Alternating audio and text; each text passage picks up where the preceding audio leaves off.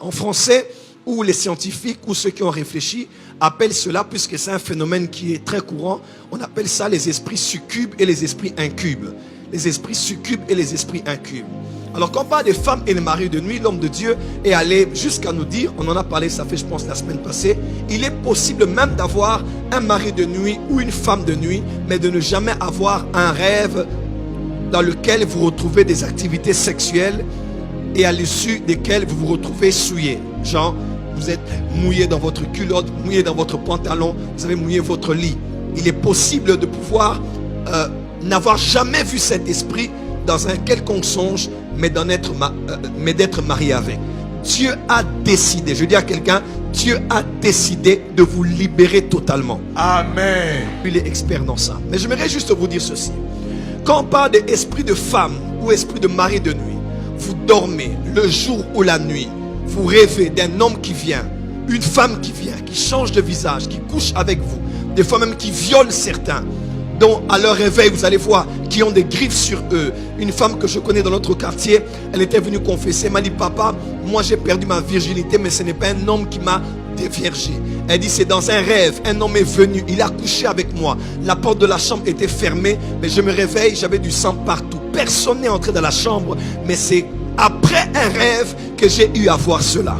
Mes frères et sœurs de le Seigneur, cette histoire, il faut qu'on puisse la traiter et la traiter très sérieusement. Sinon, c'est une des forces anti-ascension. Des hommes ont eu des grandes carrières, des gens ont eu des grands ministères. L'homme de Dieu a donné son témoignage hier. Il était déjà en train de monter dans le ministère, mais il ne pouvait pas avancer tant qu'il n'avait pas traité ce problème-là. Et si lui, à son niveau de dignité d'homme de Dieu, peut vous partager un tel témoignage sur sa propre vie, l'histoire de délivrance, c'est une histoire de ne pas avoir honte. Si tu as honte et tu as des cachotteries, tu ne seras pas délivré. La délivrance a besoin de la lumière, la délivrance a besoin de la vérité, la délivrance a besoin de l'exposition. Proverbe 28, verset 13 dit ceci: celui qui cache ses transgressions ne prospère pas, mais celui qui les avoue et les délaisse obtient miséricorde. Celui qui cache ses transgressions ne prospère pas. Donc la prospérité d'une personne peut être bloquée parce qu'on a caché un péché.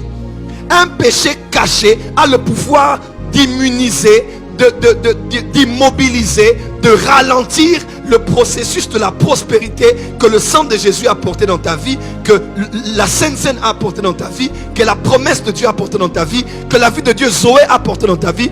Tout le système de prospérité se bloque. Pourquoi? Pour une seule et simple raison: un péché a été caché. Parce qu'un péché caché est tellement fort qu'il peut bloquer la prospérité. Et pourtant il est écrit dans 3 Jean 2, je souhaite que tu prospères à tous égards et que tu sois en bonne santé comme prospère l'état de ton âme. Dieu a déjà souhaité, mais l'homme ne prospère pas, pas parce que Dieu, ce qu'il veut ne s'accomplit pas, mais parce qu'un péché est caché. Frère, la force des esprits, c'est quand on les cache.